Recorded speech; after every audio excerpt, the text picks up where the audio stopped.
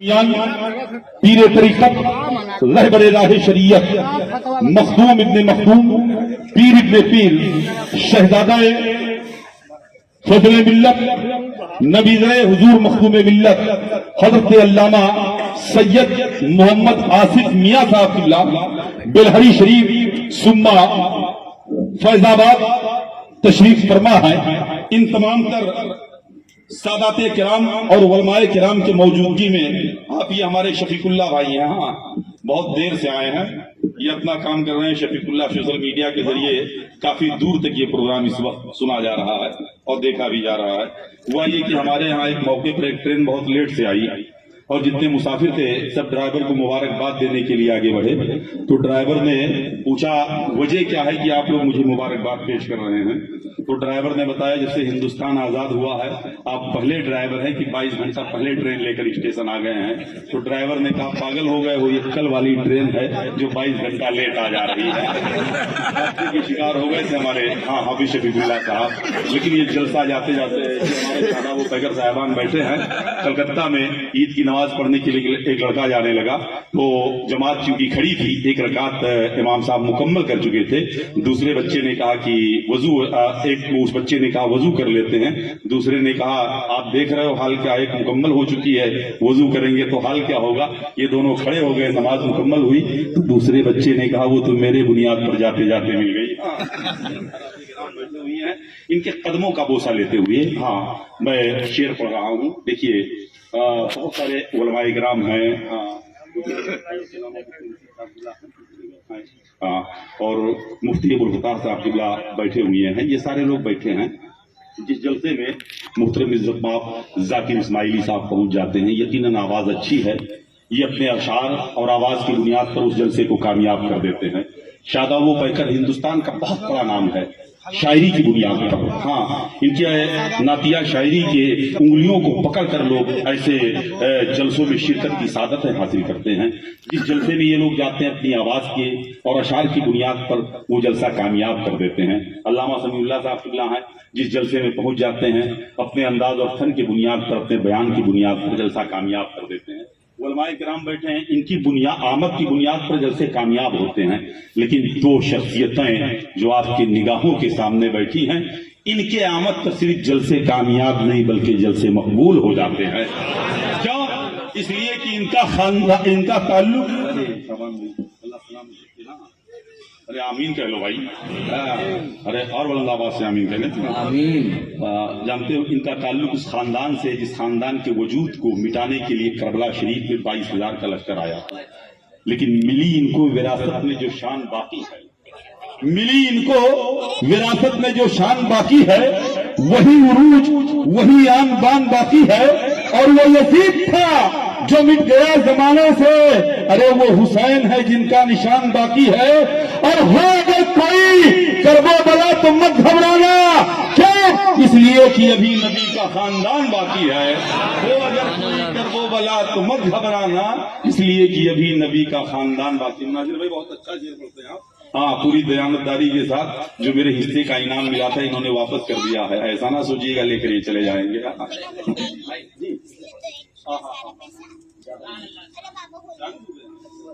یہ بتا رہے ہیں کہ کہیں ملاقات ہو جائے تو انعام دے دیجیے گا، اللہ سلامت۔ ہم کو ناز ہے کہ ہم نے بھی عبادت کی ہے، اگر آپ سب کو ہے۔ حضور آصف ملت کے قدموں کو چوم کر حضور نور میاں صاحب قبلہ تشریف فرما ہے، ان کے قدم بوسی، ان کے قدموں کو چوم کر شعر پہنچا رہا ہوں، اور آپ سب نے یہ کام کیا ہے تو شریک ہو جائیے۔ ہم کو ناز ہے کہ ہم نے بھی عبادت کی ہے، ہم کو ناز ہے کہ ہم نے بھی عبادت کی ہے، یعنی سرکار کے بیٹوں کی زیارت کی ہے۔ ہم کو ناز ہے کہ ہم نے بھی عبادت کی ہے، یعنی سرکار کے بیٹوں کی زیارت کی ہے۔ اور غرق ہو جائے گا خود اپنے ہی پانی میں فرا، تو نے عباس کو چھونے کی جسارت کی ہے۔ اور حسین ابن علی تیری شہادت کو سلام، حسین ابن علی تیری شہادت کو سلام، تو نے قرآن کے پاروں کی حفاظت کی ہے۔ حسین ابن علی تیری شہادت کو سلام، حسین ابن علی۔ ارے ماشاءاللہ راجو بھائی، اللہ سلامت ہو گیا، آمین کرو بھائی۔ ہاں اصل میں 2 منٹ کی بات ہے اہل منبر سے معذرت کے ساتھ، چونکہ میں کبھی کہتا نہیں بات 500 نوٹ کیا ہے، محب الدین بھائی دے رہے تھے، ہم ابھی ایک مشاعرہ پڑھ کے آ رہے ہیں، اس مشاعرے میں ایک شاعر کے نام کا اعلان کیا، اور آپ جانتے ہیں 10 کی نوٹ ایک ہفتہ پہلے لوگ چھٹے میں تلاش کرتے ہیں، جہاں ہوٹل پہ جاتے ہیں۔ ہوا کیا کہ وہ 10 کی نوٹ انعام دے رہے تھے، ایک صاحب آیا آنے کے بعد 500 کی نوٹ انعام دے کر کے بیٹھ گئے، اور شاعر صاحب پڑھتے رہے، خوب دعا دیتے رہے، پوچھا آپ کیا ہیں؟ تو انہوں نے کہا میں پردھان ہوں۔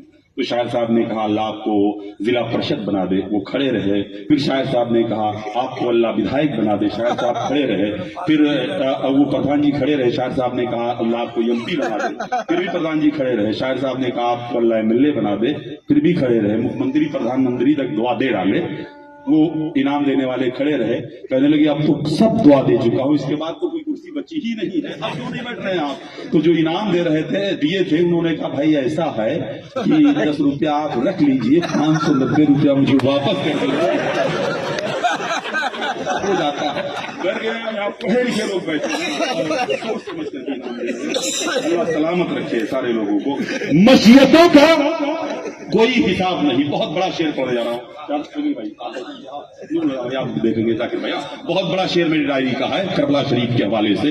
آپ دیکھ رہے ہیں سادات کرام تشریف فرما ہے، کربلا والوں کا لہو جن کے رگوں میں دوڑ رہا ہے، اس خاندان سے تعلق رکھنے والے یہاں تشریف فرما ہے۔ شہر بریلی میں ایک بچہ اعلیٰ حضرت کے دروازے سے گزر رہا تھا، ایک صاحب بیٹھے ہوئے تھے، جب بچہ دروازے کے سامنے سے گزرنے لگا تو اعلیٰ حضرت کھڑے ہو گئے، پھر بیٹھ گئے، تھوڑی دیر کے بعد وہی بچہ واپس آیا، پھر انہوں نے دیکھا کہ اعلیٰ حضرت کھڑے ہو گئے، تھوڑی دیر کے بعد پھر بچہ دروازے سے گزرنے لگا۔